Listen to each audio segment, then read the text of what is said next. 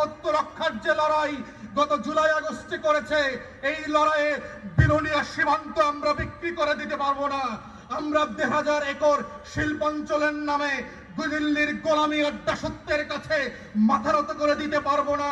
তাই অন্তর্বর্তীকালীন সরকারকে বলছি, অবিলম্বে এই শিল্পাঞ্চলের চুক্তি বাতিল করেন, অবিলম্বে এখানে ক্যান্টনমেন্ট এবং নেভাল বেস তৈরি করেন, ফেনীবাসীর সাথে পরামর্শ করেন, তারা প্রয়োজনে ব্যবসা করবে, আমার মিরেশ্বরাইয়ের লোক ব্যবসা করবে, আমার সোনাগাজী আর ফুলবাড়ি বিশ্ব যারা উদ্যোক্তা আছে তারা ব্যবসা করবে। এখানে ভারতের ব্যবসায়ীদেরকে, ভারতের দালালদেরকে আমরা ব্যবসা করতে দেব না। আমরা বহুদিন থেকে দেখেছি ফেনীর অনেক উন্নয়ন কর্মকাণ্ডগুলোকে কিভাবে